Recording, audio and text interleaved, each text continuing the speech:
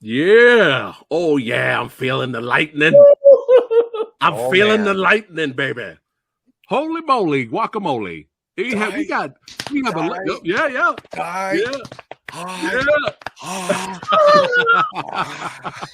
I had to do it. Oh, yeah.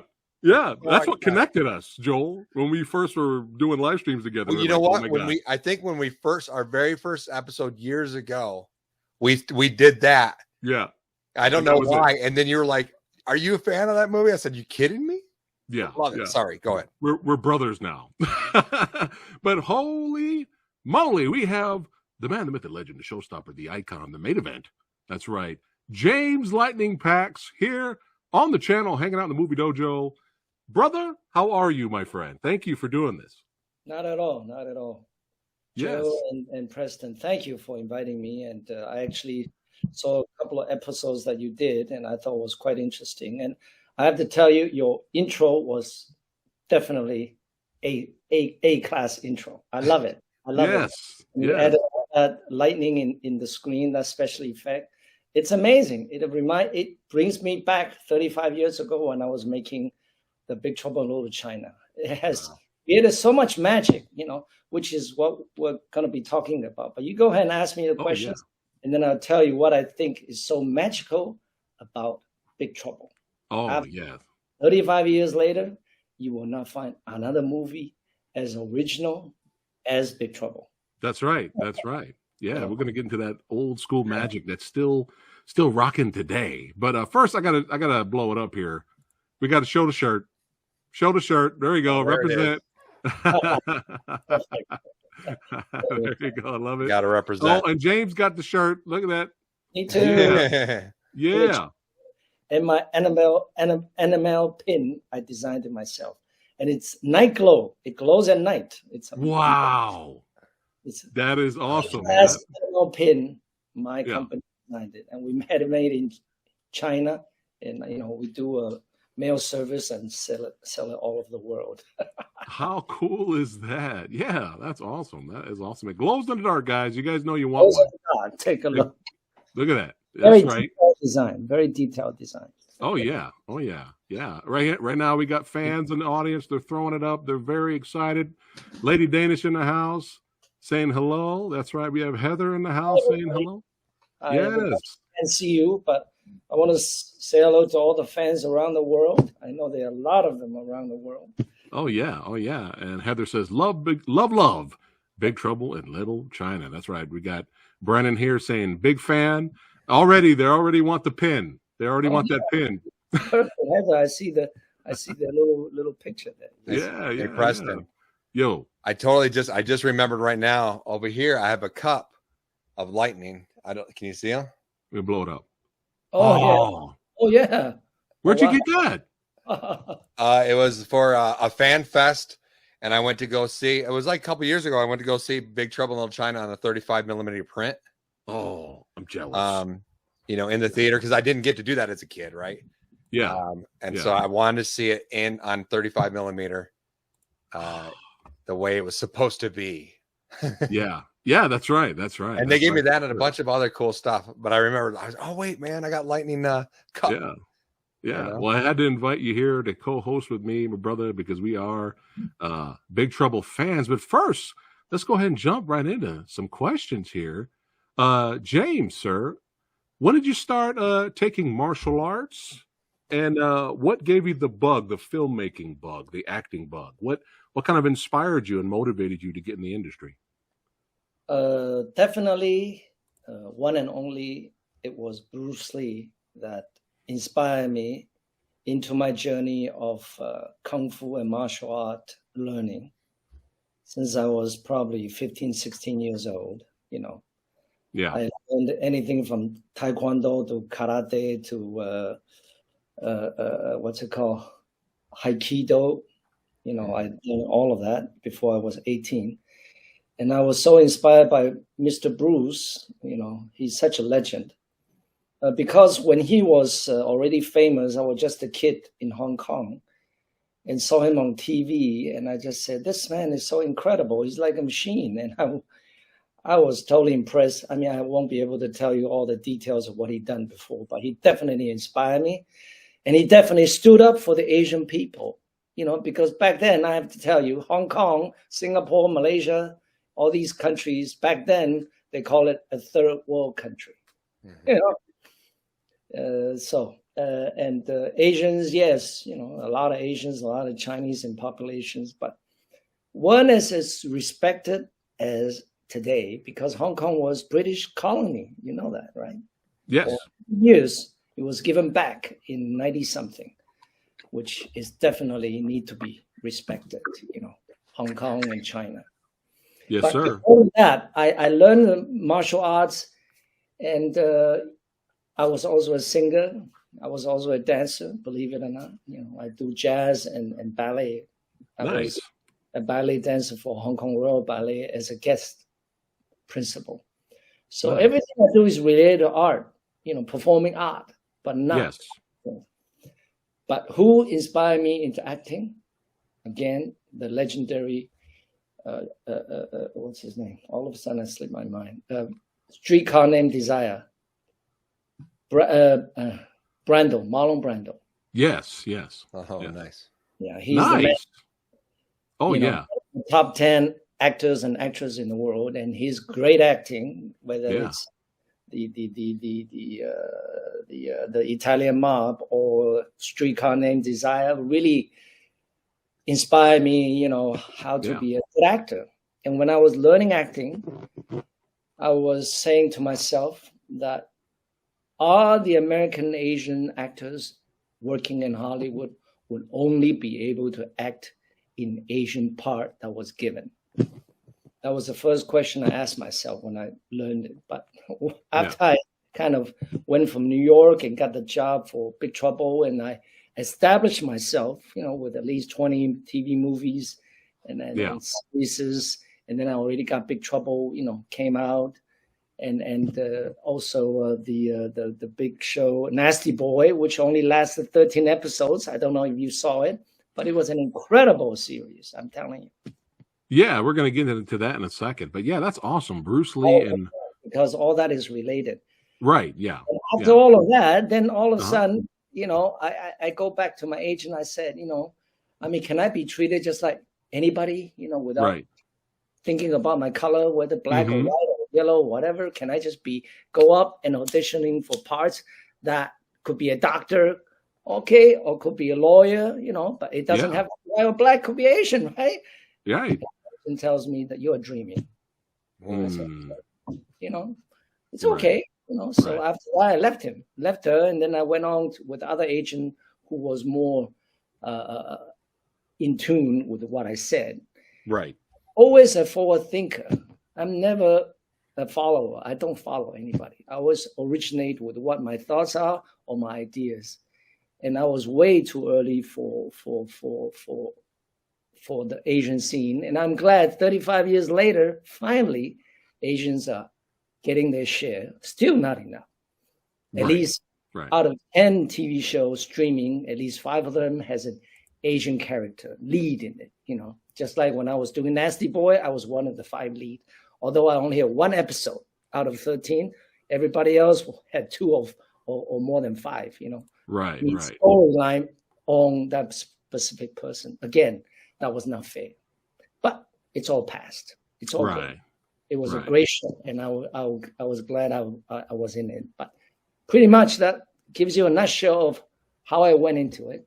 It was a struggle, but it happened so quickly after I got the Big Trouble, and everything just fly because I believe in my acting.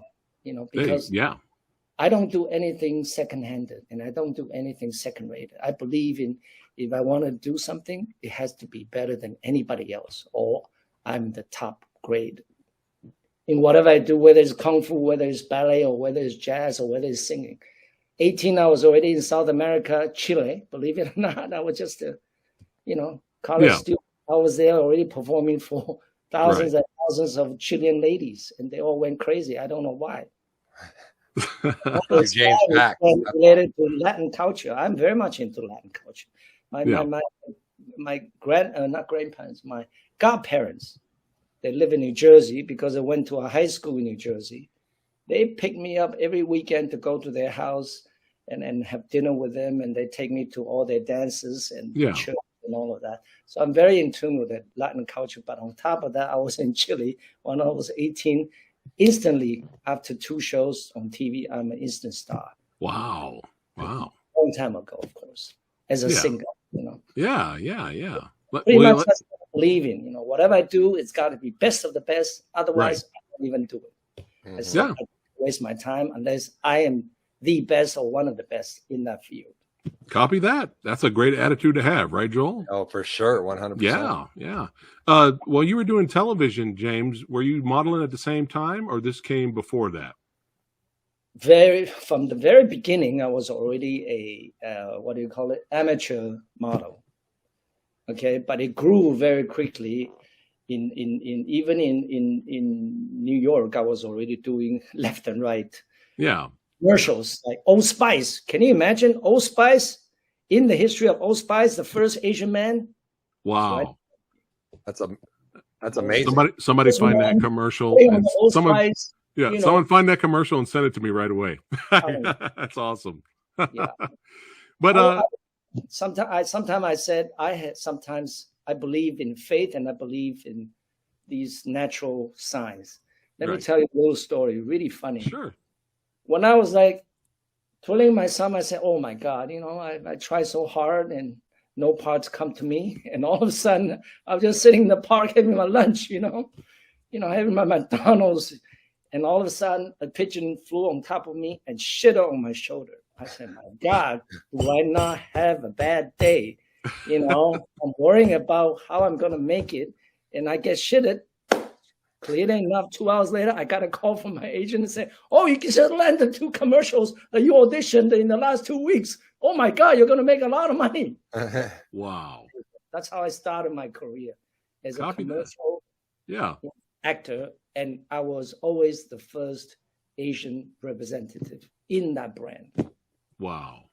That's why. That's awesome. That's awesome, man. That's awesome. One other example, which I'm very proud of to say, because I'm always a pioneer. During the early 90s, after I did Big Trouble in Little China, and I didn't know it was so incredibly famous already in Europe. A European cigarette company approached me and said, "Do you want to be one of our, image person?" I said, "Sure. If you pay me good money and flew me out there on business class, I would love to do it." So back to back, in a matter of 3 years, I did 2 cigarette commercials. One is West Cigarette, one is Philip Morris Cigarette. My face, one of them is just with me and black and white, probably 5 leads, and I was one of the leads. And the other one is that I'm clearly the Asian lead, just me. And believe it or not, that director, German director, I'm sorry, I can't remember his name. He's a big fan of me and Big Trouble in Little China. And you know how he designed my character? He's so pioneer. That's what I said. I was a pioneer, but there was somebody else as pioneering as I am. He put me like a Western cowboy with a cowboy hat. All right. With a bunch of blonde hair, blue-eyed, in bikinis and in cowboy outfits. And I'm sitting there as if I'm the big boss, the big boy, the cowboy, the Asian cowboy. Amazing. Those are the things I did when I was, just in my late 20s. Yeah. And then I went on to Italy, for a vacation, and a friend met me and said, "Oh my God, do you know Big Trouble is a big thing in Italy?" I said, "I didn't know. What about Nasty Boy?" "Oh yeah, we know that too." Yeah. He's a friend of Armani, Giorgio Armani, if you know about fashion. Right, yeah. Giorgio Armani was very big in the 80s and 90s because of the movie American Gigolo with Richard Gere. He designed all the costuming there. That's how it became, boom, a superstar. Wow. Anyway, he took my portfolio to Giorgio, and Giorgio viewed himself. He said, "Yes, we want James." You know why? Because I'm a star again in Japan. Again, pioneer. I'm the first Asian American to be in Japan making movies and TV series as a lead and speaking in Japanese. Nice. And they say, "Yeah, we definitely want James because, of what he has done." And the funny thing is when I stepped in there I realized I was the shortest guy. I'm only 5'11". Everybody else was 6'2" and 6'4". All the white and black guys. Yeah. Yeah, and he personally fit me, and then he said, "Oh, we have to find you a pair of shoes. What size you wear?" I said, "I only wear 42, very small size." I said, "I doubt that you have shoes on my size because everything they have is like 10 or 11 or 12, Yeah. And I said, "No, none of those shoes are gonna fit me." "Oh, 42. Oh, my same size. You should wear my shoes." Armani took off his white suede shoes. That's awesome. Feet become the headline of the show to advertise it. Wow. They call me a Japanese superstar. Yeah. Guest starring in the Armani show, and I became the headline of the whole thing. Wow. Awesome. Man. Well, you're off to a great start here, but I like, what you mentioned earlier in terms of, being inspired by Bruce Lee and Marlon Brando, but you didn't want to be stereotyped. That's right. You wanted different roles, and that's why you got the new agent. Well, speaking of all kinds of different roles, you've done so much television. I mean, we're talking classic TV here, TJ Hooker, MacGyver, Tour of Duty, Matlock, and you've played so many different types of roles, and it's just really awesome to see that, James. Do you have any fond memories of 80s television shows that you were in? I personally think 80s and 90s TV shows, I have to say, is a lot better than what I see today on the stream platform. Yes. I 100% agree. Not to knock what's happening right now, and definitely not to knock that finally Hollywood is promoting Asian subjects and Asian actors. But the quality and the storyline is definitely too much offbeat and for the mainstream taste, Right. And definitely a Tour of Duty, I have to mention that is one of my favorite show, and also my favorite part among all the American TVs I've done, for one simple reason. I was only in the early 30s, and I played a 60-year-old Vietnamese, Viet Cong, which is the enemy, Viet Cong doctor who tried to save a Black American GI. I was trying to nurse the Black American GI back to good health, and yet my superior thought I was, helping him, and instead he shot me in the end. Very poignant story. Wow. It was very wonderfully created. Yeah. And I was surprised I got the part, because when I was auditioning, I went my hair because I was such a young man with big shoulder and everything, and I hunched back myself, just like Marlon does, to characterize himself, and I tried to make myself very skinny, and it looked that way. And trust me, I was full of muscles if I take off my shirt. Yeah. And then I changed my whole persona and wear my glasses, and it looked like 60-year-old. And when I was shot, my hand was shaking like this, like an animal, like a snake, Yeah. Because I believe in animal behavior, because those are the things I learned in acting. Yes. Copy that. And again, that was amazing storyline, very humanistic. That's what I like about it. Copy that. Yeah, Tour of Duty. I remember that was really popular, and everybody knows MacGyver, the classic theme song. But yeah, let's keep rocking and rolling here. How was it working with Chuck Norris and Sammo Hung and Charles Bronson? If we are talking about martial art world, I have to say there's only two people that I want to pay my respect. One is Bruce, the other one is Chuck. Wow. For what reason? Simply because they were the legend. Without them doing that movie and fighting at the Colosseum in Rome, martial art movie will not be what it is today. Way of the Dragon. Yeah, that's right. And Bruce fighting with Chuck, who was a champion, in karate, was a classic scene. You watch that scene 100 times, you still think it was such simple move going back and forth. And then in the beginning, they have Bruce doing the kicks, and then Chuck's doing his moves, I thought that was so classic. You know why? It's about detailness, characterization and detailness.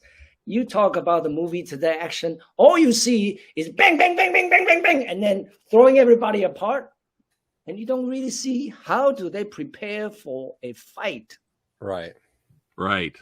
That movie was directed by Bruce Lee. Thank you, Bruce. You're a man that know about characterization. That's why I said movie 35 years ago is better than any action film today, really. Because today, everything is about special effect this, special effect that. And overly stylized. You don't see what's going on, and then suddenly the camera jerks around. Man. Yeah, that's a no-no here on the channel. We boo that. Exactly. You show the action, right? Show it. That whole born supremacy look. To choreograph and the stuntmen's, getting hit so many bloody times. You got to have them show their piece. Don't fuck it up. Exactly. Leave the camera there, would you please? There you go. To do it, Yeah. Have some respect for these stuntmen and the choreographer. Thank you. Yes. Preach it. Simple but effective, right, James? That's what we want. That's what kind of G.I. Joe comes to mind, right? Which one? G.I. Joe. G.I. Joe. There's a lot that come to mind. The Bourne movies.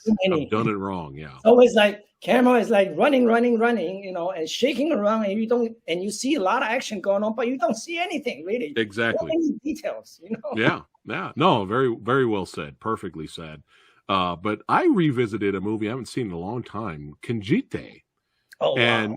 And man, your role in this movie really stole the movie, James. You were so good in this film. I'm humbly accept. Was this a tough shoot? Not as acting wise, but definitely requires some characterization, because being an action actor, I'm playing a very traditional father with a mental problem, like to molest a child, that kind of thing, which is written in the movie, playing the part. So I got to be able to, portray that. And that's a little bit difficult. But I have to tell you that Mr. Charles Bronson, again, another wonderful action actor I respect. All right. One of the few action actors I respect definitely is Charles Bronson and also Clint Eastwood. They were my all-time favorite. They just what's one of your favorite Clint Eastwood movies? Oh, so many of them. Ugly something. He has so many classics. Modern Cops or the Western. So many of them. He just got the look. Oh yeah. Doesn't have to say anything. He just got the look. That's all he has to do. Yeah. Some people just have it. People just got that. Mm-hmm. I always say they are actors and they are stars. Bruce, Charles Bronson, Clint, and Marlon Brando, James Dean, and a couple of others. Yeah. They are all stars because whatever they do, it's already a classic. And many others are great actors, of course, but these people are truly stars because they exude an aura that is so different than everybody else. Yeah. Speaking of, that's great you brought that up. And The Good and the Bad and the Ugly is a classic. We do love it here on the channel. But to go perfectly with what you just said, I just seen Into the Dragon, Joel, over here by me, theater, played it on the big screen. So I got for the first time to see Into the Dragon on the big screen. And I agree with you, James. You just can't take your eyes off of Bruce. Even when he's not doing anything, when he catches the apple and pulls the dagger out and he's just sitting there looking, you're just, you can't, even when he's not doing anything, you can't take your eyes off the guy. They are stars. They are naturally born stars to be in front of the camera because just little things they do, it's just like you can't take your eyes away. They don't have to say anything. Like James Dean, he comes in, he leans himself around, the giant, a 37-year-old young man playing a 60-year-old guy, and he's getting drunk with his glasses falling off. It's so bloody real. I'm telling you, I said, that's an actor I want to emulate. Or Marlon Brando playing The Godfather, with his mouth full of, tissue papers, you know, and yeah. he does a little bit this, just a little bit of that, you know. Oh, that's character. Yeah. You know, he created it. Yeah. And you always remember that because that's called I'm into great acting and into great martial arts. And really they are the industry's giant to be emulated, you know. Yes. Yeah. Well said. Well said. How was it working with James Woods and Donald Sutherland on the other project you had? How was it working with those two actors? I think James Wood was a wonderful guy. He's definitely a very smart man. His mind turns very fast. Yeah. Because when I work with somebody, I always get a sense of what their acting is because I always wanted to see what he has that I should learn from because I'm a learner. You know? Copy and that. He is very fast because his eyes, when he look at you or when he's not looking at you and he's searching for his lines, trust me, it looks so natural, but it's all designed, especially with James. Because every time we do a couple of takes, and he always does the look away or whatever just to make it look natural at the same time. Wow. Art of acting. Because everybody does it differently. Maybe Marlon will do it like every time he's standing around, he'll be doing different things. But James, he has everything down to the quarter of a second, that kind of thing. Great. Copy that. Wonderful. Very, very professional. Do you like Robert De Niro? Do you like him? Again, my top 10. Robert De Niro and what's his name? Pacino. Yeah. Top 10. Somebody, Glenn, you know, the 60s and 70s, black and white. I can't remember everybody's name because I have very short memory. All my top 10 favorites, definitely. Mm-hmm. Oh, yeah. Joel, any favorites? Favorite actors of all time? For me? You can't say James Pax. You're cheating. Golly, man, just put me on the spot like that. Well, I mean, since we're talking about Big Trouble, you know, Kurt Russell, I think he's been in the game since he was a kid. Oh yeah. To hear, I love watching him stuff. But there are like there are some roles, even like this may seem crazy because a lot of people don't consider him a good actor. But Stallone, like Rambo, or when you see the first Rambo, or you see the first a Rocky, and he's given a legit great performance, man. Legit, and you believe it. And a lot of people don't consider him as a contender, you know, when you compare him to like Al Pacino or something. But he's delivering the goods, you know. Oh yeah, he was incredible in that one. That's a classic. Definitely. Oh yeah. All right, I'm having a blast talking movies. This is what we do here, having fun. Me and James and Joel, we could talk our favorite movies all day. All day long. All day. Oh, let me throw mine in. Throw mine in. Love Toshida Mifune. Tatsuya Nakadai. My favorite. And Chow Yun Fat. There's some. I got to throw some in there. Yes. But speaking of Hong Kong here, you were in a lot of Hong Kong film projects. Did you have a favorite Hong Kong film project that you were in? And who were some of your favorite actors and actresses you worked with? Let's talk about my favorite first. Definitely Michelle Yeoh, you know, who's a friend for many years, although we haven't seen each other since I come back to Asia, and she stayed in Hollywood. Is this movie called The Heroic Trio? Yes, I played her guardian, kind of, because I'm a scientist, invented the suit for her, you know. Yes. And we have a kind of a very subtle love relationship, and I died in her arm, actually, you know. But trust me, this movie was big budgeted because it cost $5 million USD back in the 90s.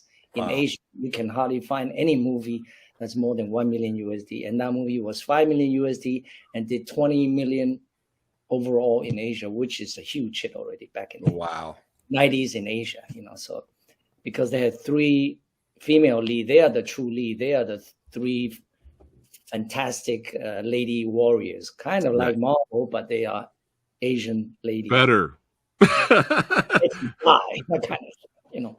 Yeah, Nita Mui, Maggie Chung. I mean, Anthony Wong's in this movie. It's a phenomenal movie. It's one of my favorites. You know, it's got everything. It's got fantasy. It's got superhero vibe to it. Martial arts. I love Heroic Trio. I have to say I enjoy doing leads leading parts in my Asian repertoire. You know why? Because back in the States, yes, I was doing very well. You know, I make a lot of commercials and TV guest stars and Nasty Boys, you know. Yeah. But still, I was never the clear lead, you know. But when I went back to Asia, that was my purpose. I need to be a lead myself, or at least the co-lead.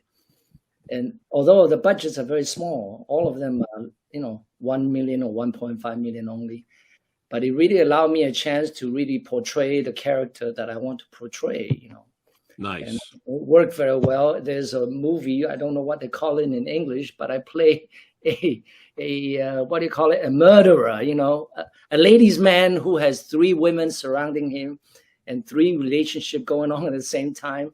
And then all of a sudden they're having an orgy at night.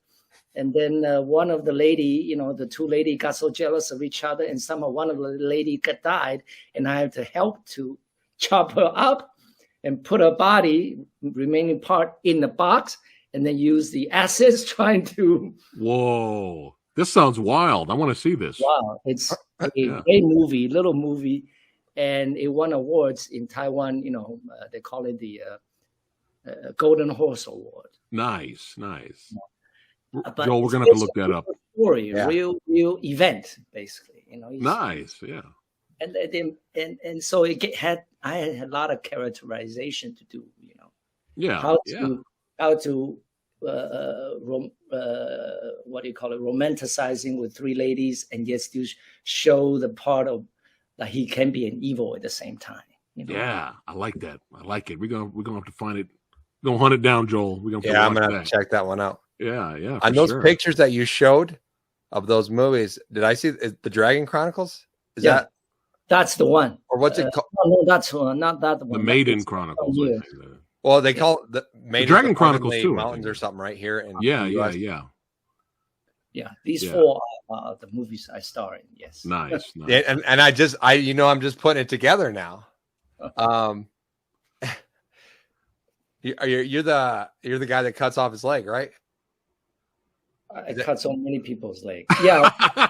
One of the movie called Tianlong Babu. I don't know what they call it. Okay. Many Asian stars, including Gong Li. You know, right.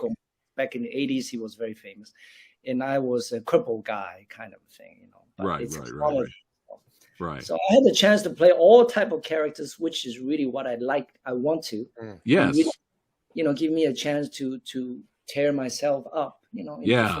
So that I know that, yes, I can do, you know, any parts that any directors given to me, and I try to do the best for them. Yeah, right. And that movie actually went to the Golden Horse Award, and believe it or not, it won. The leading lady was a very famous actress. Wu Jiali is her name. She's done at least over 100 movies. She never won an award, but because of this movie, of her great acting with me, because I'm always an inspiring actor to everybody. Right. Because I'm very effective. Yeah. You know, and I try to get the actors to feel what I do, and when they feel it, their acting excels because of me. That I can say. Right. And because of me acting with her, she won the award. And why did I not win? It's rigged. It's rigged, Joel. I'll just tell you very quickly. In Asia, you know, there's also people that want to ignore you. I didn't have an agent. I was a what do you call it? A solo. I make all my deals myself. Yeah. You know, and I didn't have any backups, and they just didn't want to promote me, basically, because the movie vehicle more for Wu Jiali than me. And how I found out was when I went to Taiwan, you know, for promotion.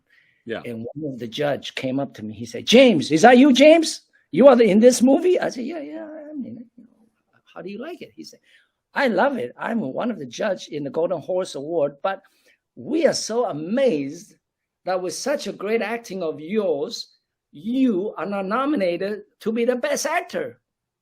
Wow. Really?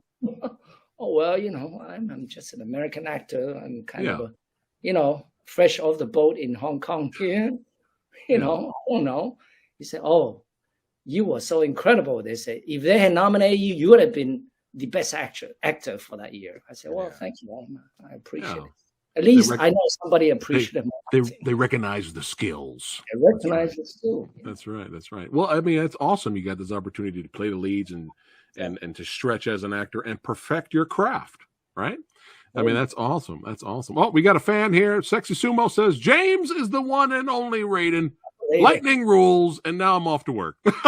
Sorry, you have to go to work, Sumo. But thanks for chiming in here. But we're almost there, guys. I know we're everyone's itching for the Big Trouble questions. We're almost there. But really quick, James, before we head on. So Nasty Boys, I was reading up on it, and this was a critically acclaimed show. And I was looking up I was reading a lot of comments for the show, and there was a lot of fans, and a lot of people were not happy that it kind of got cut short, and people want this show to come back. That's right. Yeah. That was my idea. If I become big next year, of course, which I told you about Shaolin Warrior, right? I will go to NBC and say, would you let me be the showrunner? I will write it, or I will hire someone to write it, but let me be the showrunner, and I will revamp the show. I can guarantee you it's going to be the top 5 show on your NBC. Oh, yeah. Guaranteed. Although I had the smallest part, which I have to say, definitely unfair, but I do respect the characters that was created and the base. It's about narcotic cops, 5 different guys. Right. The show was created because Dick Wolf wanted to emulate the Miami Vice. Miami Vice only had 2 guys, black and white. They want to be more like Rainbow Coalition. And everybody has a different character and everybody has a different vehicle. I had a ninja bike. And everybody else, because we seize what we use what we seize, means whatever we seize from the drug dealers, we use it ourselves, basically, So we have all these exotic cars and exotic ninja bike, and my image was kind of between Don Johnson and Bruce Lee, well-dressed Asian narcotic cop that can kick ass. And ninja bike. Well, speaking of kicking ass, I saw your fight against James Liu. Good old James Liu, man. I was like, it was a badass fight. I enjoyed that. Yeah, I really enjoyed that. Speaking of fighting, how was it being on the set of Shoot Fighter, and how was it working around Bolo Young and Cobra Kai alumni, William Zabka and Martin Kove? Yeah, I think these are all wonderful gentlemen.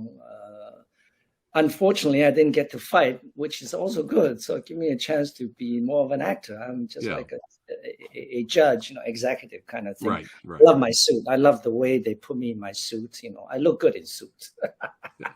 Look at that. And Bolo is always Bolo. And the other 2 gentlemen were all wonderful, of course. And I have to congratulate, what's his name? William Zabka and Martin Kove. Yeah. Yeah, I have to congratulate him because, his TV show took off. Yeah. At the old age of 50 years or 60, all of a sudden, it's revamped. And I think that is a great thing, for Hollywood and for these actors, definitely. Oh, yeah, for sure. For sure. I can't even tell you how many times I've seen Shoot Fighter as a kid. It's kind of one of those, that was just on repeat. Yeah, it was amazing. These need to come out on like Blu-ray, Joel, like a box set or something. Yeah, that would sell. I think MVD Rewind or something like that. They should release it on Blu-ray for sure. But yes, let's get to the first Emperor here. Let's talk about this. Was this your most challenging role, and is this your favorite role also?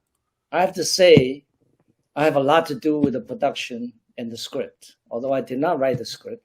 But I work with a fabulous British writer and director, I contributed my part on the script, and he was very, he wanted to collaborate. So I gave him a lot of ideas, and then he rewrites the whole thing to make it even better. It's done in 2006 when China at that time was very eye-opening to the world. And that's why this movie was made. It was invested by Channel 4 UK, which is a very famous channel, and Discovery USA. And after it was made, it took 3 months all over China to do it. And the good thing is it was not in Chinese. It's all in English. Yes. And it is known to be the first English Chinese historical subject as a docudrama. It means 80% drama and 20% documentary. Mm-hmm. Yes. Yes. And it's so wonderfully put together a small budget, but it looked like millions of dollars, but it's not. Yeah, especially this shot right here. I mean, that's pretty well. It's pretty well done. Speaking of going back to what you said earlier, Joel, about does James cut off the head in that other movie? He's holding a head right now in this shot for the first emperor. So he's cut off a lot of heads. I did, because he was a tyrant. And he's the first man. That's why they call it the first emperor, because he's the first man to unite the entire China. You know how big it is. It's as big as America. He's he united it 3,000 years ago. Yeah. First man. So he has to be kind of like a tyrant, just to make sure everybody listens. Take a few heads. Yes, it's part of it. And his tomb is so famous that his tomb is filled with mercury. That's what he believes. And mercury is going to be, what do you call it? Forever kind of a thing. Right. Well, congratulations on your part in this film, and congratulations on the film's success. I mean, I'll put a link in the description box below, guys, so you guys can watch the whole movie here on YouTube. But yeah, congrats. Over 4 million views on YouTube. 4.5. Yeah. Amazing. And when it first came out, it was sold in over 300 channels around the world. Means every country from South America to even Japan and America, big or small countries, they all bought the rights for it. And it's replayed and replayed and replayed. And only in the recent year, they put it up on YouTube, and it's got 4.5 million because I have at least 4.5 million fans. That is amazing. Unbelievable to say. Yeah, that's a lot of views. All right, now it's time. Yes. It is time to talk about the classic, the 80s classic. A lot of people that I know, I got Joel over here, but there's so many other people that I know that are huge, gigantic fans, to the point where a lot of them, it is their favorite movie of all time. And we're going to talk about Big Trouble in Little China. This movie's so special, and like James was saying, it's original. It can't be duplicated. Right. It's got a little bit of everything: martial arts, horror, comedy. It's got a little bit of everything. Cannot be duplicated. For how long, Joel, have they been talking about remaking this movie? And I think they were talking about The Rock at one point. Like 6 years ago, with The Rock was. No. It just keeps, every time interest for a remake, it just keeps falling. I think it's because the fans shut it down. Exactly. Because why do you need a remake something that's a masterpiece? Exactly. You don't need to. No. In fact, Big Trouble is one of those movies where, like, if you don't like it, I'm sorry, we just can't be friends. Like, it's one of those movies, right? Where, like, you don't like it? Okay, we can't be friends. Yeah, it's true.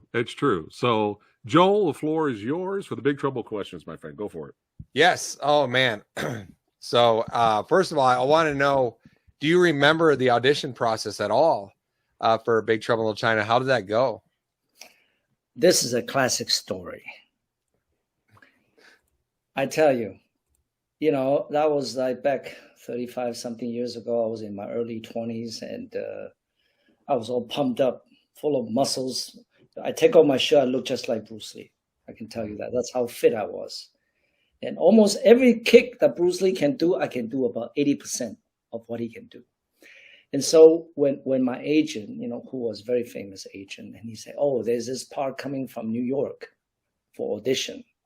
John Carpenter is directing it, and it's Asian fantasy, and they want to see you. We don't know what kind of part they have, but they want to see you." I said, "Okay. So be prepared to do kung fu and all of that, and maybe they will give you a sides to read or whatever." I said, "Okay, I'm prepared."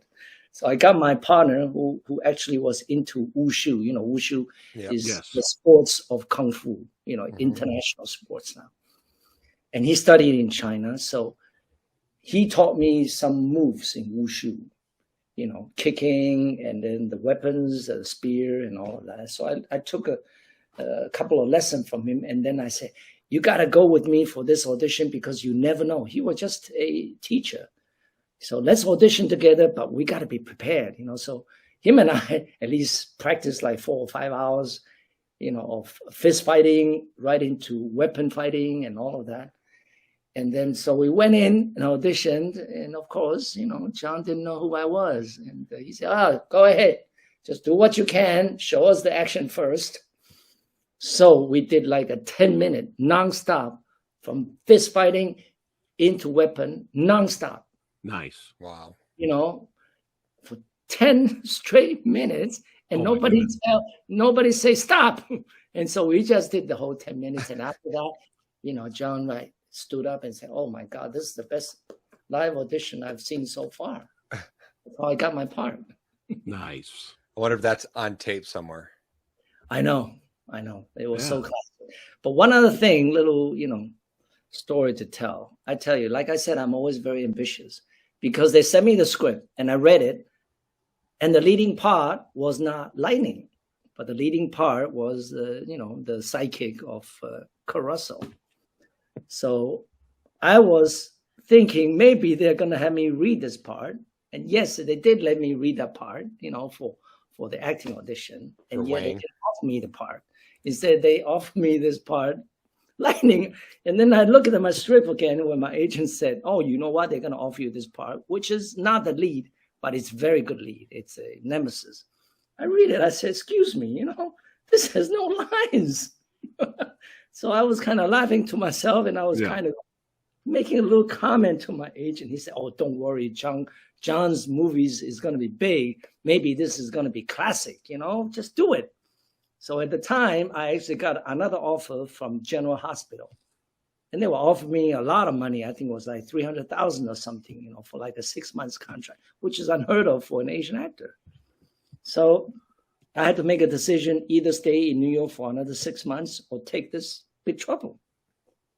I couldn't make up my mind, so I asked my agent, and he said, oh, you got to take this movie, because it's going to send you right to LA, and you're going to become a feature movie actor instead of General Hospital. I said, okay, I listen to you. So lo and behold, I flew into LA, which, again, I'm fresh off the boat, Chinese guy. Although it's all Asian cast, except the crews are all white, And I didn't know nobody. I mean, James Hong, these are all new people to me. I kept it to myself because I don't know anybody, But it was very, how should I say? Why should I say this movie is so classic? You know why? Again, like you said, it has so many wonderful elements.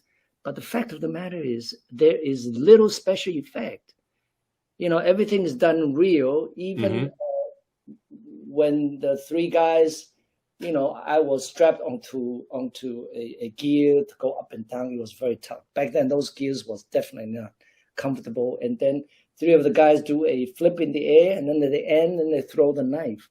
Yeah. If you look at it, it was such simple, very straight on camera or side camera, and just edit it, and yet it looks so effective. But instead, these days, you see all these Marvel movie, they have these people flying around, and beating each other up, and with lightning or with the axes or with the whatever, it just looked kind of fake. Excuse me, It was not real. But what John did back then was so simple editing, and yet it's just so effective. And then the truck rolls over James Hong, and everybody said, "Oh my God, that's so funny stuff!" And then he stand up again.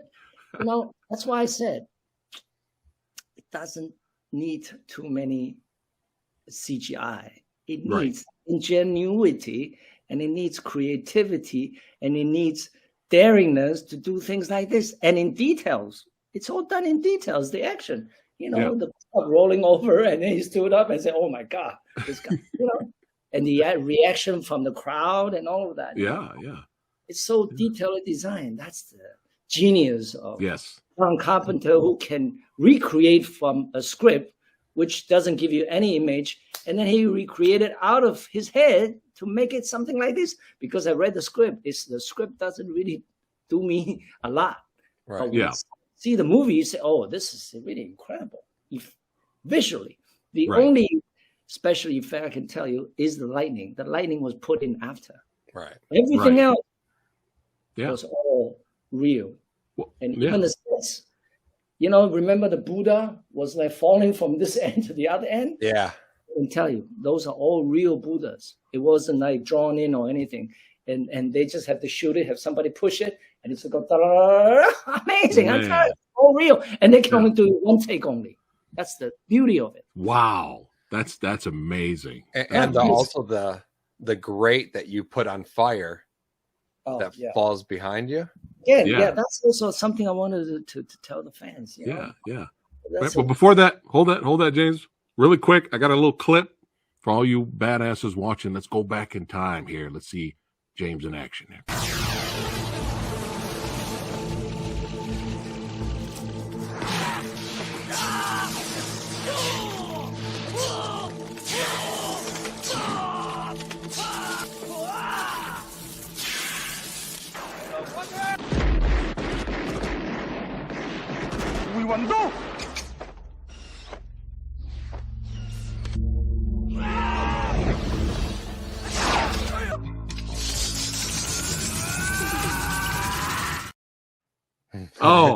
Oh my God! It's so badass.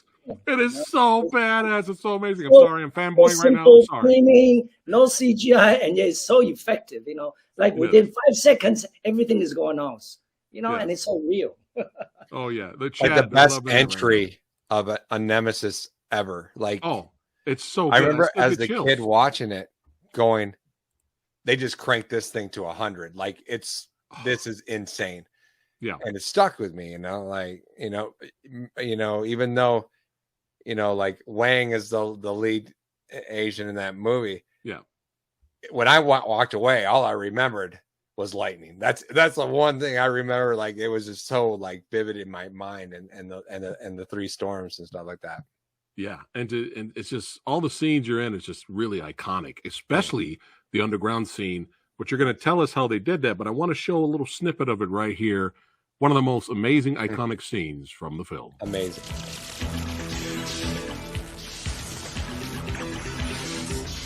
Got a problem.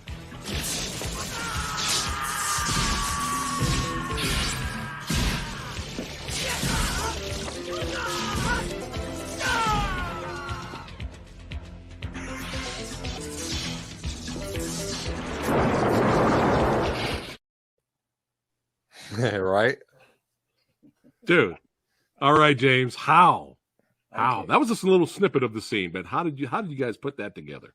Exactly. Well, John is always very busy, directing and giving orders, So me and John really had very little chance to speak to each other, but on the scene, he really come to me and we really discussed about how he wants it. He said that this scene is going to be very effective because the way we designed it, there's going to be a big fireball, made of wood, going to fall down straight to your head. So you make sure you walk out of it after you do your action.